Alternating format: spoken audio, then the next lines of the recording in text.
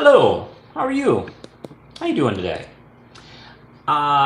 Okay, little explanation here. I'm doing this pretty spur of the moment. I was going to record an episode of This Week in Comics, and like a stupid idiot, I forgot to charge the camera. And Lindsay is also away. She's at a craft show today, so I'm flying solo as well. So I thought I would probably do a live show of this. Because frankly, I don't have the time later today to wait for the camera to charge, and I kind of wanted to put this up either today or tomorrow, so I'm not going to have much of a chance to edit and post it if I wait. So I thought, let's go and do a live show. So I am going to essentially just do my usual shtick here. And I am in the living room, as you can see. So I'm going to do a quick couple of shares here. And I'm going to put this on the Twitter and the Real Manos Facebook, which, by the way, you should totally follow if you don't. I don't know what the problem is. All the cool kids are doing it. All right. Let me just put this here.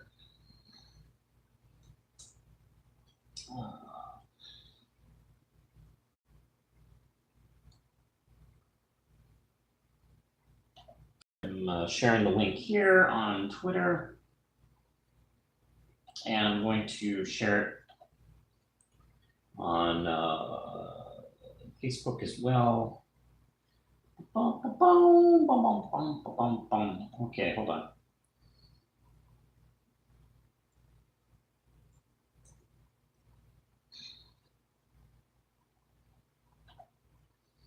And one more. And this will get entertaining very soon, I promise. All right, here we go.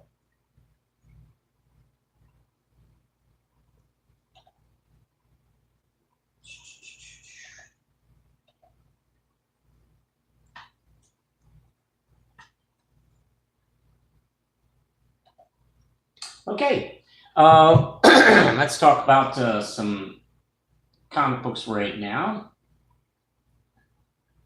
Get this all set here. Okay. If there's anybody, I'll take, of course, your questions about comic books or just anything else. I'm also doing a couple of minor announcements. I guess I should probably say right off the top, it is going to be 30 days until the Red Night Kickstarter starts, and this is a Kickstarter to help relaunch the book through Manos.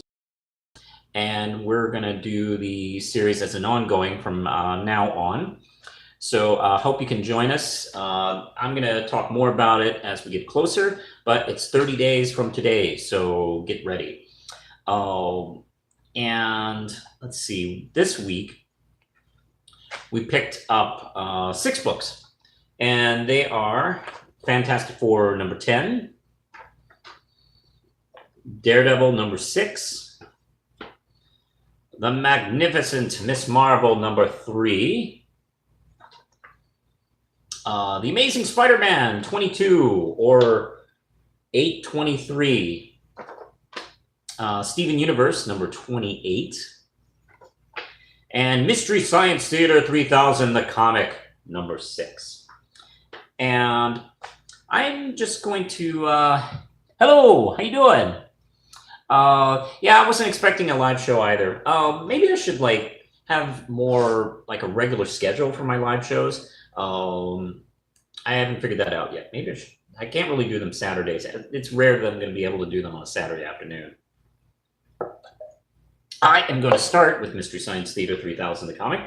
And this is from the usual gang. This is, written by Harold Buckholz, Joel Hodgson, Matt McGinnis, Seth Robinson, Cheryl Volpe, and Mary Robinson. The art's by Todd Nuck, and the in-comics art is like by Mike Manley, Jack Pollock, and Minnie Simon. And oh boy, this is the end of the miniseries. For those of you who have been playing along at home, Kinga Forrester came up with this great plan to create a Mystery Science Theater 3000 comic book, and she decided, and instead of like hiring artists, you could actually create this kind of weird liquid VR thing that puts you in the comic book. So of course she was going to experiment with with Jonah and the robots. So we've been kind of going through this, and what's kind of funny, kind of stumbling the way through like some old 50s comics, and they've been doing some like different genres, horror and superhero and teen reporter type of character that Servo's been in, which has been hilarious to see Servo's head on this guy's body.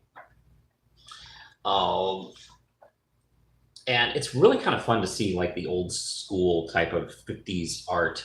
My favorite has been Crow, kind of inserted as a crypt keeper type of character in these horror comics. But he is able to foil the whole thing because they're doing this tie-in thing with, let's see, Tortino's Pizza or something like that. Crow is able to foil it and ruin everything for them, breaking everyone free of the comic book they've been kind of imprisoned in. And it's created comic books, so it's kind of fun. And at the end, we have all the characters like looking at themselves in the comics, and of the last 6 issues, which is kind of funny. This is really, really meta. If you really enjoy, if you're a Mystery Science Theater 3000 fan, if you dig kind of like meta comics, like what they do in Deadpool and John Byrne's old She-Hulk, this has been a lot of fun. I might do a review of the entire arc as a mini series. Yeah, this is a lot of fun. I'm going to give it a 4 out of 5 Ram Chips. Now we go to Steven Universe number 28, and let's see. How weird is it that the biggest number I have of all these old school characters is like Steven Universe? We're at 28. Let's see. This is from Terry Blass and Gabriel Bagnoli. And okay, Lars of the Stars and his crew of Off Colors have been kind of trapped in this situation where they've gone through this nebula, and it's caused them to like go unconscious, and they are kind of reliving their fears. And everybody has like certain fears that have been going over, like being trapped by Homeworld and being imprisoned and being separated. But Lars has been like reuniting with Sadie and having a conversation. Meanwhile, Stefani's there trying to like break them free. And Lars is kind of like come to, kind of terms with himself and his relationship with Sadie.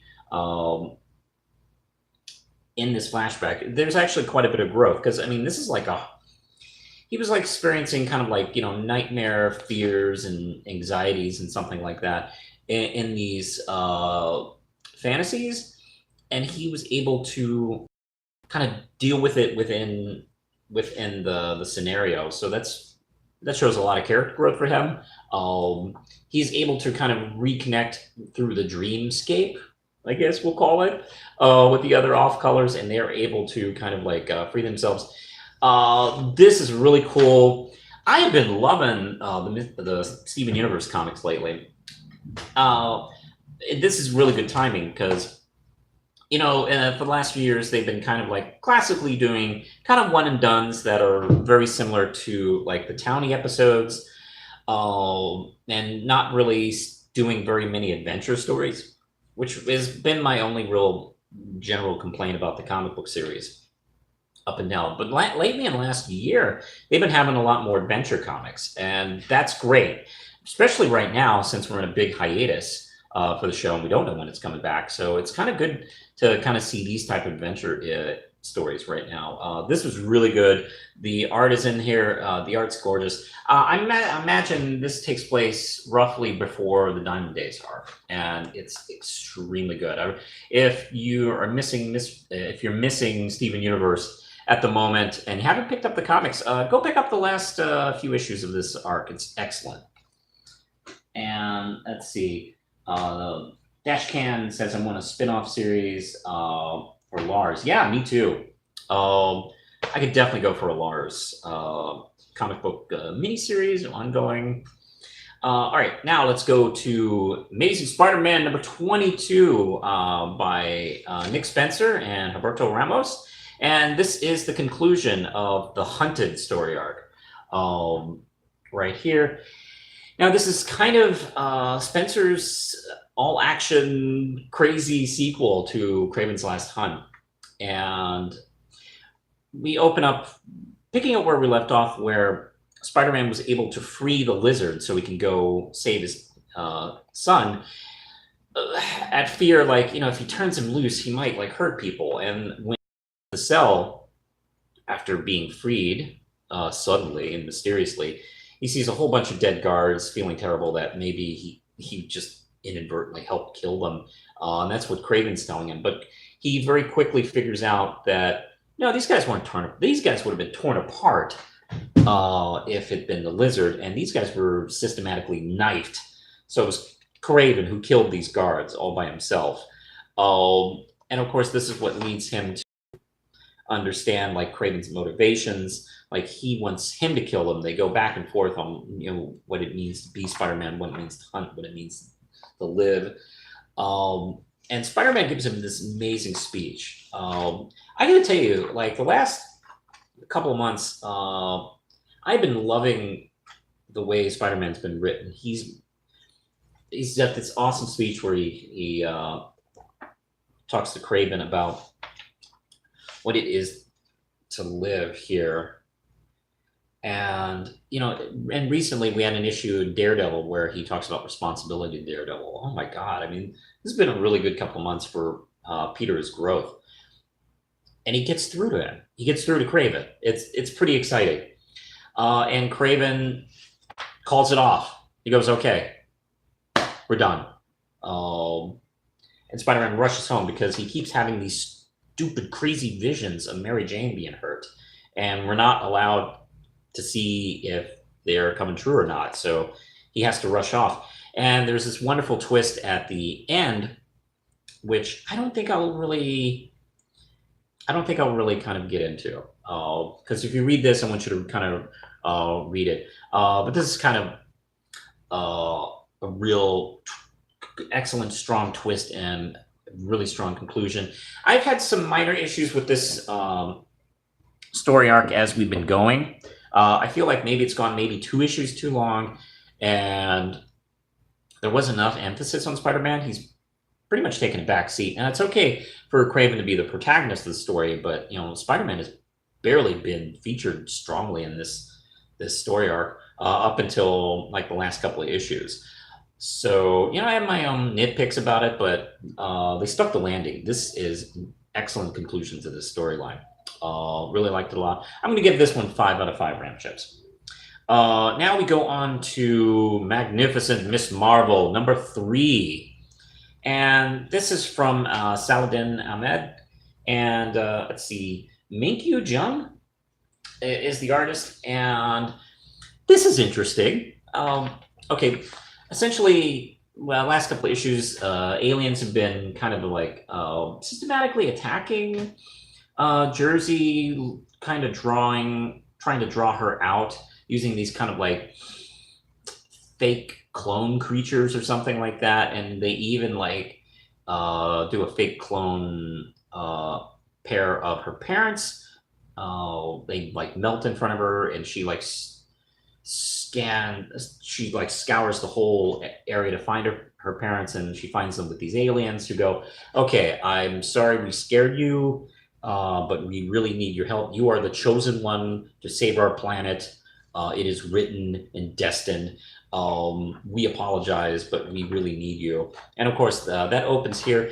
Her mother is narrating this, and I believe this is the first time we've kind of narrated. You know, she's always been a very minor character in this series, so it's nice to hear her do a bit of narration. She has this wonderful bit about being a parent and always being protective of Kamala, and is kind of like realizing, you know, her being a superhero actually does kind of make sense now that I kind of think about it. But I'll never not. She and her father will never not protect her no matter what. And she agrees to go to this planet to save them. And her parents are going, well, whoa. No, you are not doing this. So they end up all three going.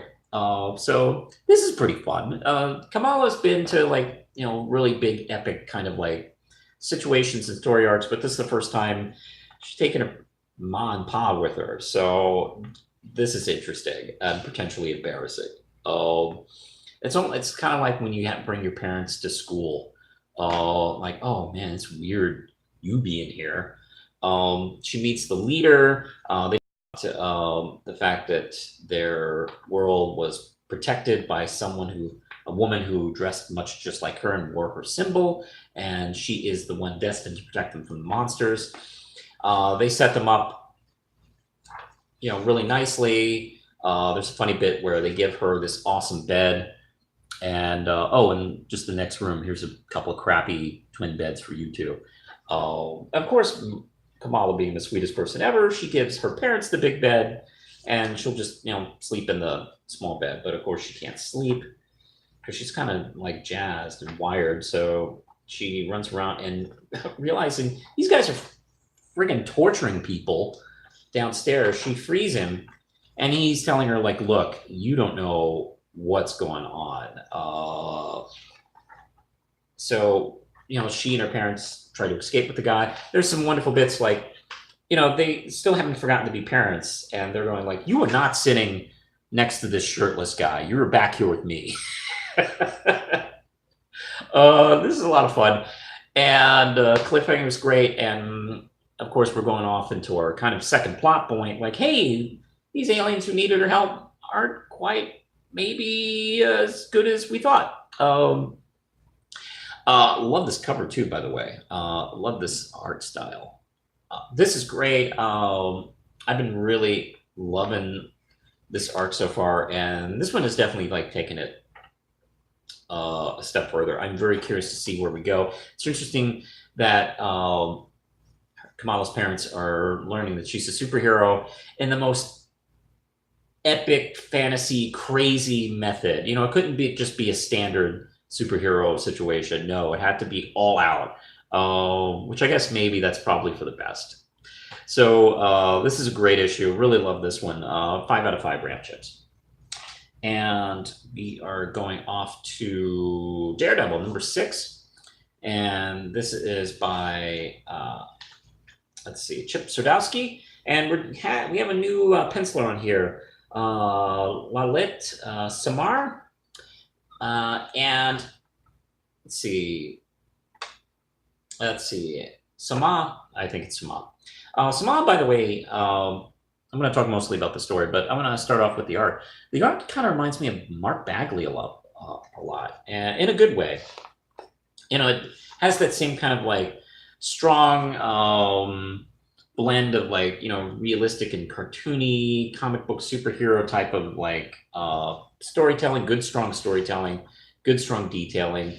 I really like their take on Matt Murdock. I like the scruffy look here and the hair.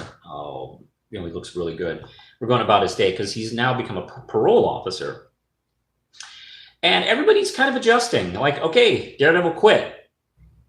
Now what? And let's see, Daredevil has Matt Murdock has like become a parole officer at the moment. Let's see, Detective North is kind of dealing with the fallout because a lot of cops are not happy with what he has been doing. Kingpin is also extremely restless. He's not happy. He should be happy. He should be feeling great, but he's not. And Matt's kind of going about his day trying to figure things out here, and at the same time, like the owl is like increasing. Oh yeah, the owl isn't even in this issue, but you can definitely see the effects of Daredevil laying off that's had on him. He's kind of stepped up his brackets, where he's been kind of like leaning a little harder on shop owners in Hell's Kitchen. And this woman, let's see, I didn't really catch her name here, but she's definitely like noticed. and isn't very happy about it. Interesting scene with Kingpin, because he's doing that thing where he brings in thugs to beat up, as a workout.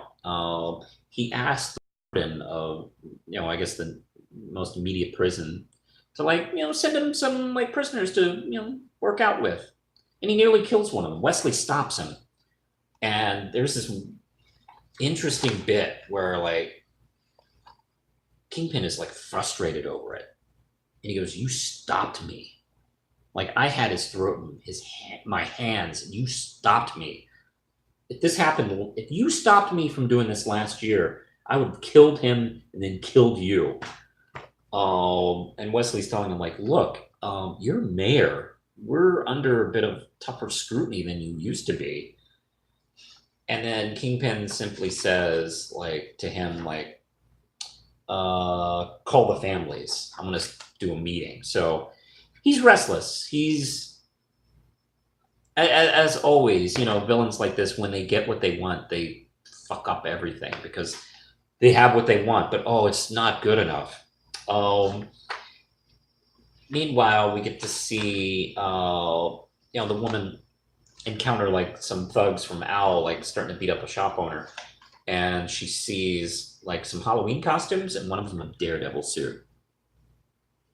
I don't know what's going on.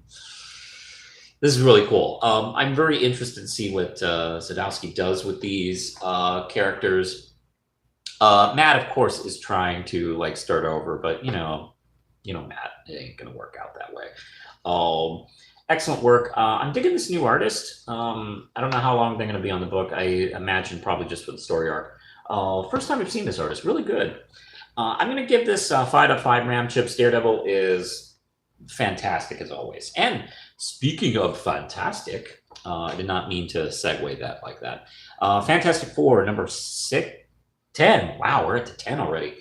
By Dan Slott. And who's doing the art here? Paco Medina and with Kevin LaBranda. With him. He's just, hanging out. Art's, by the way, very nice. Very good looking art. Gorgeous, really pops. Nice and clean and clear. I love this kind of stuff. Great. In the 90s, seeing backgrounds like that almost became extinct. So it's really nice to see pages like this again. Okay. We're kind of leaning on Franklin a little bit here, as well as, let's see. Yeah, I think there's a lot of focus on Franklin here. He is kind of feeling a little depressed. He's a teenager who has the power of creating life, creating universes just by thought. And of course, they opened the arc with him doing that, creating multiple universes, and they were wiped out by this villain they had come across. And you just kind of don't get over that, especially when you're a teenager. So he's been kind of feeling depressed about it, really frustrated, and acting out a little bit. And because of his behavior in the previous arc, he's been punished to help out at the local shelter and community center in Yancey Street. I really am loving this reconnection with Yancey Street that the Fantastic Four are doing. I almost hope they stay. I have a feeling this is going to be a temporary. We'll probably be here for a little while, but I'm really liking it. I like this kind of ground floor situation the FF are in right now. They invite a whole bunch of people, including Moon Girl, and this is a great panel. Hey, I'm smarter than your dad. Well, I'm smarter than my dad, and well, hey, I'm happy and proud of both of you, next generation of kids. Hey. I love Reed in that scene. This, of course, is a War of the Realms tie-in. So they were having the block party right at the moment New York City is attacked by all these orgs and giants, and I love the reaction to this. Reed says Bifrost, Midgard, and Sue goes, "This is some Thor-related thing, right?" It's great. Of course, everybody teams up to fight them off. And once they're able to kind of like, dispatch them and get rid of them, they go, okay, well, it's time to suit up. And they leave the kids in charge protecting Yancey Street. Now, I don't know how of this going on, but yeah, a lot of good character stuff here for Franklin, as well as some of the other characters. And I just love this kind of stuff.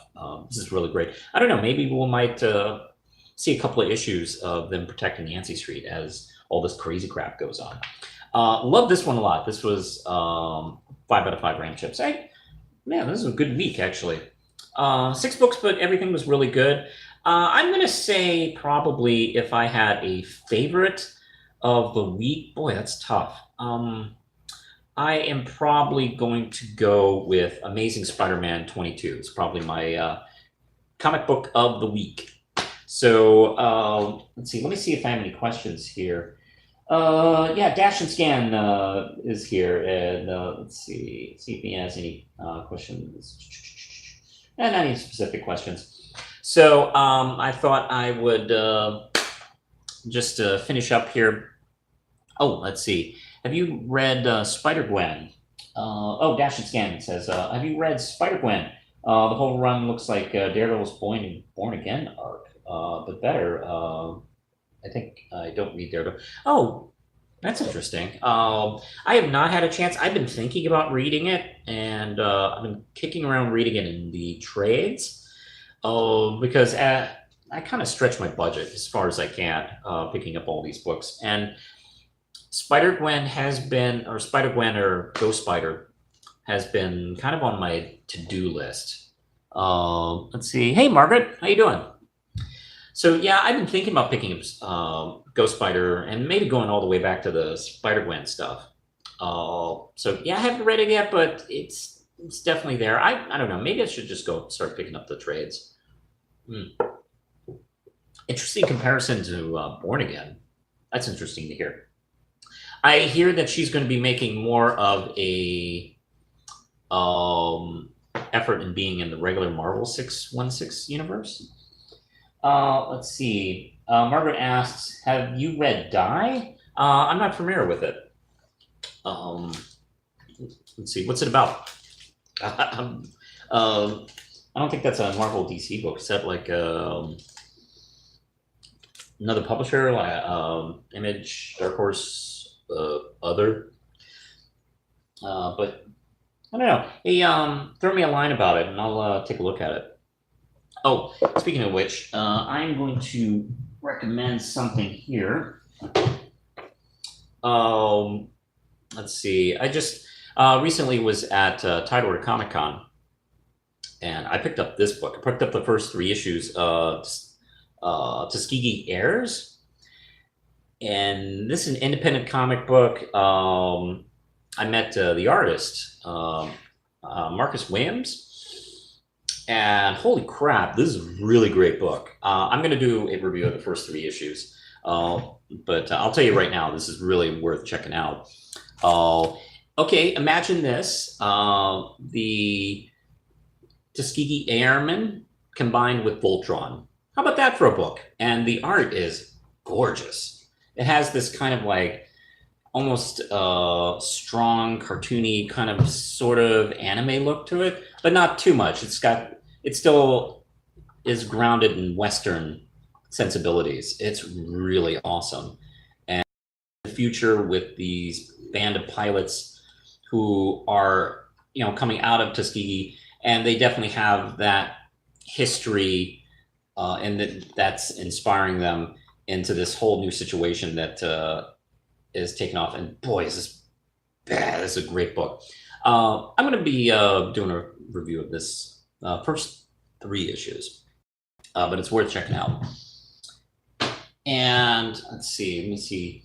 Oh, Margaret says Die is it's a goth Jumanji meets D&D. It's published by Image, and it's about a group who gets sucked into their tabletop role-playing game and live as their characters. Oh, okay, that sounds interesting.